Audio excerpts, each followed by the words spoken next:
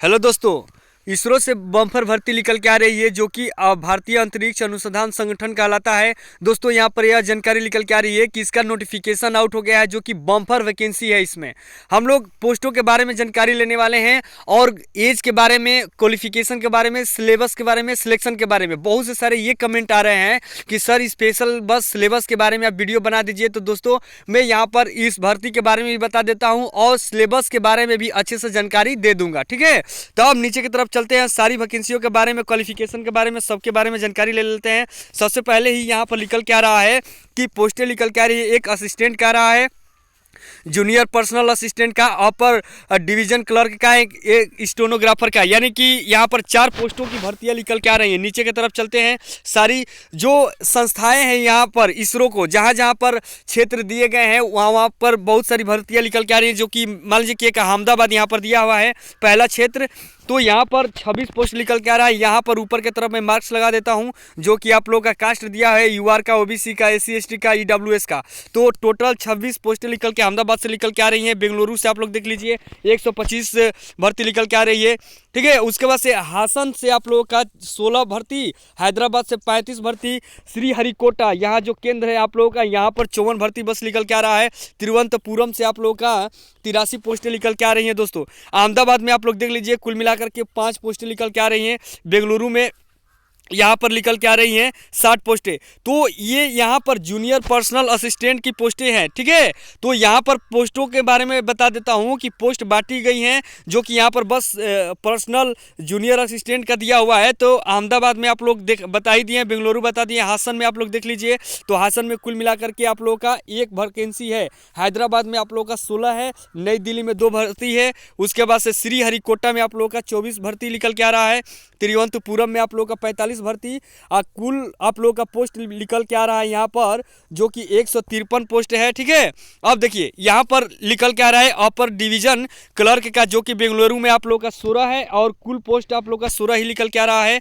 उसके बाद से पद संख्या 4 में अनुलिपिक स्टेनोग्राफर का कितना निकल के आ रहा है, तो देख लीजिए बेंगलुरु में आप लोगों का 14, फिर से कुल आप लोगों का वही उतना ही है। ठीक है, हैदराबाद में आप लोग देख लीजिए तो हैदराबाद में 2 पोस्टें हैं, फिर से तिरुवनंतपुरम में 1 पोस्ट है, फिर से कुल पोस्टें मिलाकर के आप लोग का यहाँ पर देख लीजिए 3 पोस्टें निकल के आ रही हैं जो कि किसकी भर्तियां है, तो यहाँ पर असिस्टेंट का है। ठीक है, असिस्टेंट के लिए यहाँ पर भर्ती निकल के आ रही है। ठीक है, अब आगे की तरफ चलते हैं। अब देखिए यहाँ पर पद संख्या 4 के बारे में बता दूं कि यहाँ पर आप लोगों का वही दे रहा है जो कि पर्सनल असिस्टेंट का है, उसके बाद से फिलिंग का है। तो ये सारी चीज़ें मिला लीजिएगा आप लोग। हैदराबाद में 1 है, कुल पोस्ट 1 ही निकल के आ रही है। दोस्तों यहाँ पर जो दे रहा है आप लोगों का पद संख्या, तो इस चीज़ को आप लोग अच्छे से याद रखिएगा कि यहाँ पर पद पोस्ट नंबर 1 दे रहा है जो कि यहाँ पर असिस्टेंट का है। ठीक है, यहाँ पर 2 का कितना दे रहा है, तो 2 का देख लीजिए पर्सनल असिस्टेंट का है। फिर से यहाँ पर नीचे आप लोग 3 में दे रहा है कि अपर डिवीजन क्लर्क का, 4 में स्टेनोग्राफर का, 5 में आप लोगों का असिस्टेंट फॉर फाइलिंग का दे रहा है। उसके बाद से 6 में अंतरिक्ष यहाँ पर दे रहा है पर्सनल असिस्टेंट का, फिर से फिलिंग का, ठीक है, ऑटोमेनिक्स का। उसके बाद से इंस्टीट्यूट अंडर डिप्ट के बारे में दे रहा है। तो ये सारी चीज़ें मिला लीजिएगा दोस्तों। अब नीचे की तरफ यहाँ पर योग्यता के बारे में बता देता हूँ कि योग्यता क्या रहने वाली है जो कि क्वालिफिकेशन कहलाता है दोस्तों। तो यहाँ पर क्वालिफिकेशन यही है कि आप ग्रेजुएट होने चाहिए 60% के साथ। उसके बाद से जीपीए में आप लोगों का 6.32 होना चाहिए 10 पॉइंट के साथ। ठीक है, उसके बाद से कंप्यूटर में आप लोग को कार्य करने की गुणता भी होनी चाहिए जो कि कौन कौन से पोस्ट का है। तो आप लोग ये पोस्ट देख लीजिए, आप पद नंबर 1, 3 और 5 ये सब के लिए आप लोग के लिए ग्रेजुएशन मांगा है। फिर से इधर की तरफ देखिए आप लोग जो कि जूनियर पर्सनल असिस्टेंट स्टेनोग्राफर के लिए दिया है। ठीक है, तो ये 2 और 4, 6 ये इसको याद रखिएगा, यही इंपॉर्टेंट है, यही से पता चलने वाला आप लोगों का सिलेबस। तो इसके लिए क्या रहने वाला है, तो वही चीज़ें रहने वाली है जो कि ग्रेजुएशन कहलाता है। ग्रेजुएशन में 60% के साथ रहते हैं। और उसके बाद से CGPA दिया है कि 6.3 ग्रेड के साथ 10 पॉइंट स्केल के साथ रहते हैं तो फॉर्म को अप्लाई कर सकते हैं, या अदर यहाँ पर क्वालिफिकेशन दिया है इससे बिलोंग करते हैं तो आप फॉर्म को अप्लाई कर सकते हैं। उसके बाद से नीचे आप लोग का टाइपिंग टेस्ट भी होने वाला है जो कि आप लोग यहाँ पर देख लीजिए आप लोग। 7 WPM इन इंग्लिश स्टेनोग्राफर का दिया है। कंप्यूटर कार्य में निपुणता होना चाहिए, ये चीज़ें यहाँ से निकल के आ रही है। तो यहाँ पर 6 से लेकर के 6 से लेकर 1 तक, यानी कि 1 से आप लोग का 6वीं पोस्टों का मैं क्वालिफिकेशन बता चुका हूँ दोस्तों। अब नीचे की तरफ चलते हैं और जो भी मेन जो जानकारियाँ हैं नोटिफिकेशन के हिसाब से उसके बारे में हम लोग जानकारी लेंगे। देखिए यहाँ पर एज के बारे में मैं बता दूँ कि आप लोग 18 से 28 वर्ष के बीच में आते हैं तो फॉर्म को अप्लाई कर सकते हैं दोस्तों। UR, उसके बाद से EWS, और नीचे की तरफ यहाँ पर आप लोग को जो गवर्नमेंट रूल छूट देता है OBC को 3 वर्ष, SC ST को 5 वर्ष, ये सारी छूटें मिली हुई हैं तो आप लोग इसको भी मिला लीजिएगा दोस्तों, ठीक है। या और नीचे की तरफ यहाँ पर ये बता दूं कि जो लोग यहाँ पर PWD से बिलोंग करते हैं कि नहीं, तो उनको PWD में 40% तक अर्हता होना चाहिए। कहने का मतलब ये कि आप लोग 40% PW से बिलोंग करने चाहिए। अगर नीचे है कि नहीं तो PWD के कैटेगरी में नहीं आएंगे और फॉर्म को अप्लाई नहीं कर पाएंगे। यहाँ पर ये जानकारी निकल के आ रही है। अब नीचे की तरफ चलते हैं और आवेदन यहाँ पर दे रहा है कि आवेदन शुल्क की प्रक्रिया में दे रहा है कि आप लोग के 1 से 6वीं तक सभी के लिए 100 रुपया बहुत न्यूनतम जो फीस है रखी गई है, जो कि SSC में भी हर एक चीज़ में बहुत सी सारी भर्ती आ रही है जिसमें 1200, 800, 1000 फीस से मांग रहा है। तो आप लोग ग्रेजुएशन है 60% के साथ कि नहीं, तो आप लोग फॉर्म को अप्लाई करिएगा इसरो में, जो कि वैज्ञानिक का ही भर्ती होता है सब, तो आप लोग इसको मिला लीजिएगा। और 100 रुपया चालान लग रहा है सबके लिए। यहाँ पर मैं यहाँ पर बता देता हूँ। फिर नीचे की तरफ चलते हैं। ये नीचे इंग्लिश में वही चीज़ें लिख करके दे रहा है, ठीक है।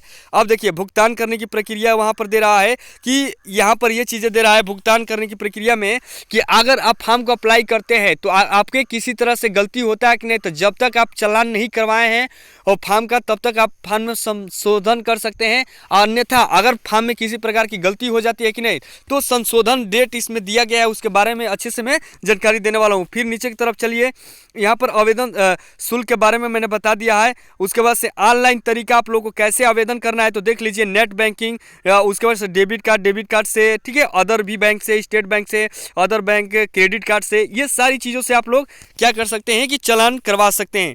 उसके बाद से ऑफलाइन तरीका में आप लोग यहाँ पर देख लीजिएगा, जो कि 11/1 यानी कि 11 जनवरी 2023 तक यहाँ पर आप लोग ऑफलाइन चालान करवा सकते हैं। ये चीज़ें निकल के आ रही है। तो ऑफलाइन चालान करवाना होगा तो यहाँ पर आप लोग ऑफलाइन चालान SBI से करा सकते हैं 11 जनवरी 2023 तक, ठीक है। यहाँ पर अब नीचे की तरफ चलते हैं और जो जानकारियाँ अच्छी हैं वो चीज़ें बता देते हैं। यहाँ पर 24 घंटे के बाद कह रहा है ना कि अगर चालान करवा देते हैं तो 24 घंटे के बाद आपके सफलतापूर्वक प्रिंट आउट लिख लेंगे, जैसे ही आप फॉर्म को सबमिट कर देते हैं उसके बाद से ये चीज़ें यहाँ से निकल के आ रहा है। अब उसके बाद से देखिए यहाँ पर कुछ दे रहा है जानकारी, इसके बारे में बता देता हूँ दोस्तों। यहाँ पर मैं ये जानकारी दे दूं कि SC ST के लिए, उसके बाद से PWD कैंडिडेट के लिए यहाँ पर किसी भी प्रकार का फीस पे नहीं करना है। आप लोग को मोबाइल नंबर और ईमेल आईडी को जैसे ही लॉगिन करके सबमिट कर देते हैं, उसके बाद से फॉर्म अच्छे से चेक कर लीजिएगा आपका कोई किसी प्रकार का गलती तो नहीं है। उसके बाद से फॉर्म को डायरेक्टली आप सबमिट कर देंगे, आपका एक भी प्रकार का फ़ी नहीं लग रहा है। SC ST, उसके बाद से PWD कैंडिडेट। या अब नीचे की तरफ और थोड़ा चल के बताते हैं कि चयन प्रक्रिया के बारे में यहाँ पर बता दें कि चयन प्रक्रिया आप लोगों का यहाँ पर लिखित परीक्षा होने वाली है, जो कि यहाँ पर दे दिया है सारा कहाँ पर होगा। तो चेन्नई, गुवाहाटी, हैदराबाद, कोलकाता, नई दिल्ली, तिरुवनंतपुरम जैसे स्थानों पर, उसके बाद से 11 स्थानों में आयोजित की जाएगी। 11 स्थानों में आयोजित की जाएगी। 11 यहाँ पर सेंटर दे दिया है, तो आप लोग सेंटर को मिला लीजिएगा।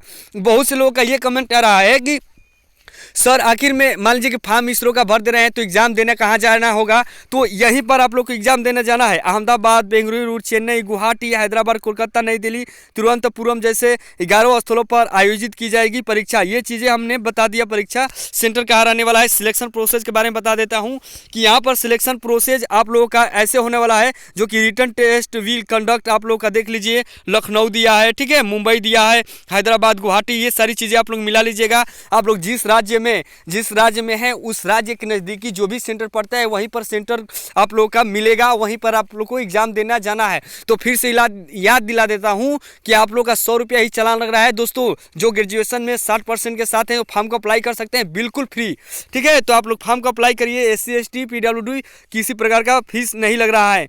यहाँ पर ये चीज़ें निकल के आ रही हैं कि 1-3-5, ठीक है, 1-3-5 के लिए यहाँ पर दे रहा है कि परीक्षा पेपर होगा जो 120 मिनट की अवधि लगेगी, ठीक है। अब PWD के लिए यहाँ पर अलग से अनुबंध किए जाएंगे।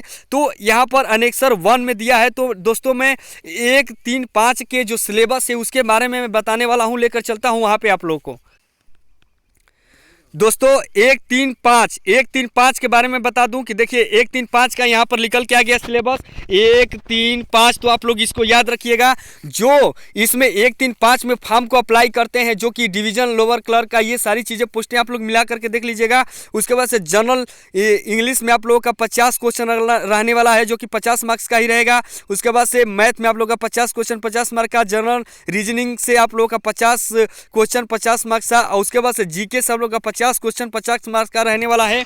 उसके बाद से टाइम आप लोग का 120 मिनट लेने वाला है। तो आप लोग इसको मिला लीजिएगा। देखिए नीचे की तरफ यहाँ पर सिलेबस पूरा विधिवत से दिया है। तो सारी चीज़ें मैं बता नहीं पाऊंगा क्योंकि वीडियो बहुत बड़ा हो जाएगा।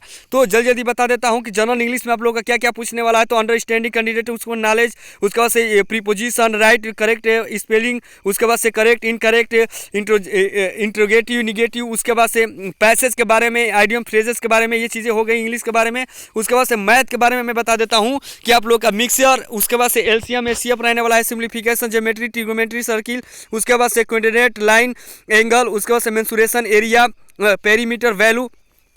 तो मैथ में सभी चैप्टर मिल रहे हैं। तो दोस्तों यहाँ पर फिर मैं बता देता हूँ कि आप लोगों को किसी भी प्रकार का एग्जाम क्यों ना क्वालिफाई करना हो, तो सबसे पहले आप लोग का यही काम करना होता है कि सबसे पहले सिलेबस निकालिए और सिलेबस में जो चीज़ें दी हुई है, जैसे नंबर सिस्टम, तो नंबर सिस्टम को टिक लगाइए, नंबर सिस्टम का पूरा चैप्टर ही पढ़ जाइए। दोस्तों नंबर सिस्टम से ही गवर्नमेंट आप लोग का पेपर में पूछेगी। ये चीज़ें जो स्टूडेंट, जो मेरे भाई समझ गए, उन लोगों को कोई एग्जाम क्रैक करने से नहीं रोक सकता है। मैं बार बार हर एक वीडियो में यही चीज़ें मैं बताना चाहता हूँ और हर बार बताता हूँ। अब यहाँ पर देख लीजिए, आप लोग रीजनिंग में वही दे रहा है कि वर्बल नॉन वर्बल दे रहा है, ठीक से, कोडिंग डिकोडिंग के, स्टेटिंग अरेंजमेंट, राइटिंग अरेंजमेंट के, उसे डाइस के बारे में, उसके बाद से कैलेंडर नंबर सीरीज के, कोडिंग डिकोडिंग के, क्लॉक के बारे में, डायरेक्शन, काउंटिंग फिगर प्रॉब्लम। तो ये सारी चीज़ें आप लोग मिला लीजिए। जो जो चैप्टर दिया है मेरे भाई, फिर से वही चीज़ कह रहा हूँ, उसी चैप्टर पर आप लोग ट्रिक लगाइए, उसको अच्छे से पढ़िए, वहीं से आप लोग का क्वेश्चन बनने वाला है। फिर से मैं आगे की तरफ चलता हूँ। उसके बाद से देखिए जनरल नॉलेज में दे रहा है कि क्या क्या पूछूंगा। तो मैं तो देख लिया हिस्ट्री, कल्चर, उसके बाद से जियोग्राफी, साइंस, पॉलिटिक्स, इकोनॉमी के बारे में। उसके बाद से नाइबरहुड कंट्री, करेंट अफेयर के बारे में पढ़ेंगे। देश के बारे में पढ़ना है, नाइबरहुड कंट्री के बारे में पढ़ना है, देश के आंतरिक व्यवस्था के बारे में पढ़ना है, ठीक है। उसके बाद से स्पोर्ट के बारे में, national international, current affair, sociology के बारे में, ये सारी चीज़ें पढ़ लीजिएगा दोस्तों। तो मैंने ये सिलेबस बता दिया है कौन कौन से। तो 1-3-5 के लिए दोस्तों आगे की तरफ चलते हैं और दूसरा सिलेबस देख लेते हैं कि उसके बारे में क्या जानकारी निकल के आ रही है। दोस्तों पद 2, 4 और 6, 2, 4, 6 के लिए लिखित परीक्षा होनी है। तो इसके लिए भी 120 मिनट, 2 घंटे आप लोगों को टाइम मिलने वाले हैं, ठीक है।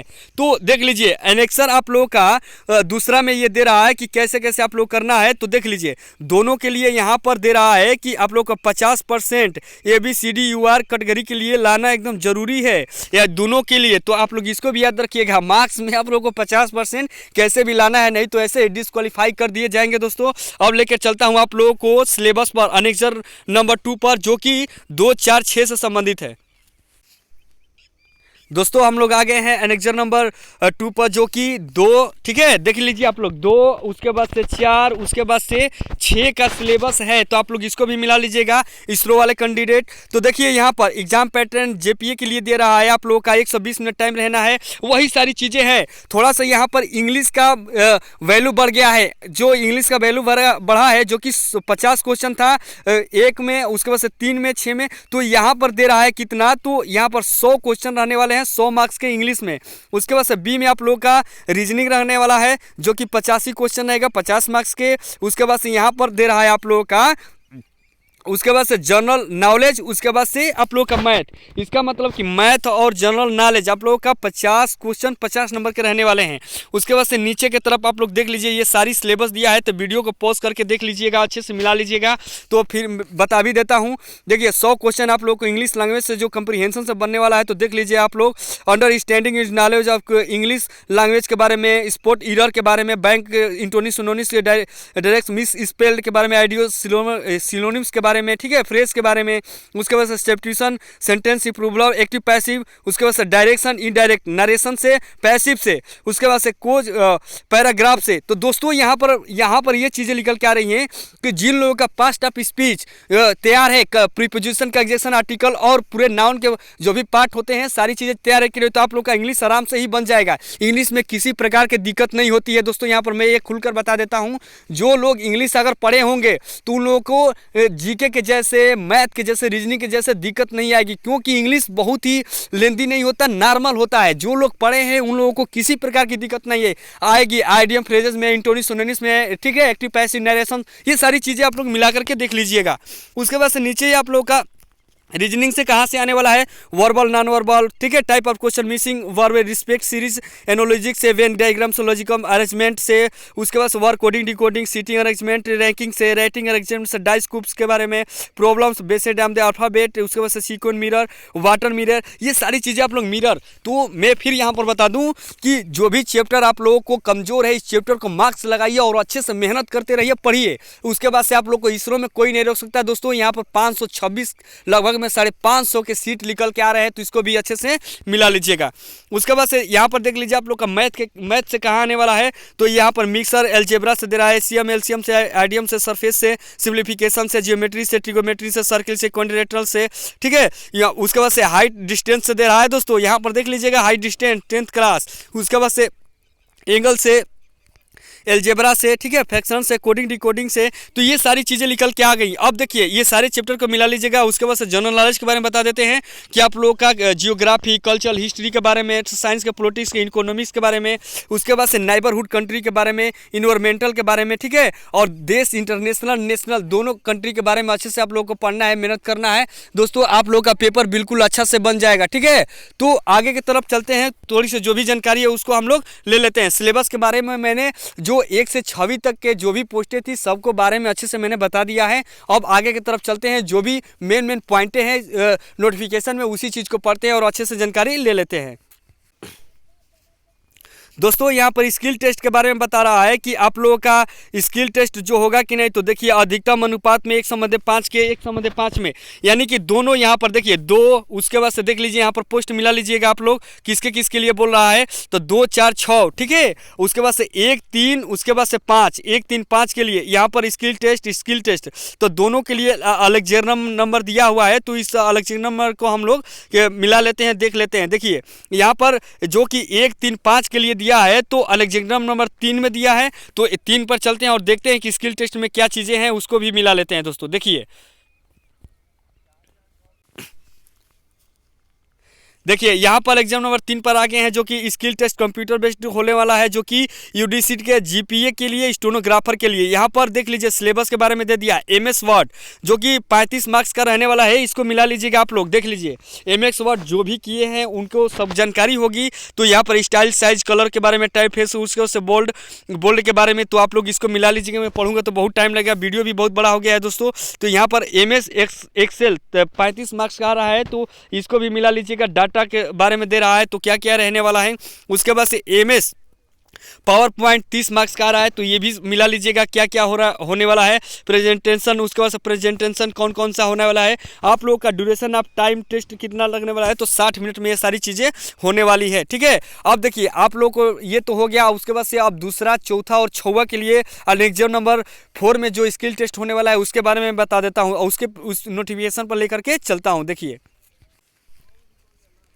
देखिए यहाँ पर स्किल टेस्ट स्टेनोग्राफर के बारे में यहाँ पर निकल के आ रहा है कि देखिए आप लोग को 60 हैंड 300 वर्ड 60 वर्ड पर मिनट के हिसाब से आप लिखना है। टाइम आप लोग का 5 मिनट मिलने वाला है। पीडब्ल्यूडी कैंडिडेट के लिए यहाँ पर मिला लीजिएगा आप लोग, नीचे की तरफ मिला लीजिएगा। उसके बाद से क्राइटेरिया, एनुलेशन, ट्रांसलेशन, उसके बाद से स्टेनोग्राफर टेस्ट में आप लोग का किससे रहने वाला है, तो फुल मिस्टेक के बारे में यहाँ पर जानकारी दी हुई है। तो यहाँ पर वीडियो मैंने पोस्ट कर दिया है, आप लोग देख लीजिएगा, मिला भी लीजिएगा। उसके बाद से हाफ मिस्टेक के लिए क्या क्या आप लोग कंडीशन होने चाहिए, ये भी मिला लीजिएगा। उसके बाद से नोट में आप लोग देख लीजिए कि क्या क्या आप लोग का होना चाहिए। मोर सिंगल वर्ड ऑफ दी, यहाँ पर मिस्टेक के बारे में, काउंटिंग वर्ड और शुड बी स्केटेड और मिस्टेक के बारे में दे रहा है। तो ये सारी चीज़ें आप लोग मिला लीजिएगा। स्टेनोग्राफर वाले आप सारी चीज़ें मैंने बता दिया है। स्किल टेस्ट और सिलेबस के बारे में अच्छे से गहन जानकारी मैंने दे दी है। अब चलते हैं नोटिफिकेशन पर, और जो भी जानकारी छूट रहा है उसके बारे में अच्छे से जानकारी ले लेते हैं। उसके बाद से उसके बाद में हम लोग आगे की तरफ चलते हैं दोस्तों। देखिए यहाँ पर दे रहा है कि ये सारी चीज़ें मैंने बता दिया है। अनुलिपि परीक्षा में किस तरह से आप लोग का 10% त्रुटि के साथ ये सारी चीज़ें मैंने बता चुका हूँ दोस्तों। आगे की तरफ चलता हूँ। उसके बाद से वेतन भत्ते के बारे में यहाँ पर देख लीजिए, आप लोग का 25,500 रुपया यहाँ पर मिलने वाला है, वही चीज़ें बोल रहा है। अब नीचे की तरफ और चलता हूँ, उसके बारे में मैंने सब कुछ लगता है कि जानकारी दे ही दिया हूँ दोस्तों। उसके बाद से और नीचे की तरफ चलते हैं, देख लेते हैं कि क्या क्या और है। यहाँ पर देख लीजिए, यहाँ पर डेट आप लोग को आज ही के डेट में यानी कि 20 दिसंबर 2022 से आप लोगों का अप्लाई ऑनलाइन होना स्टार्ट हो गया है और 9 जनवरी 2023 तक ऑनलाइन होगा दोस्तों। तो और उसके बाद से शुल्क को भुगतान आप लोग कर सकते हैं 11 जनवरी 2023 तक आप लोग शुल्क को भुगतान कर सकते हैं। और इस साइट पे www.isro.government.in पे आप लोग जा करके फॉर्म को अप्लाई कर सकते हैं दोस्तों। मैंने सारी जानकारियाँ दे दी ही लगभग।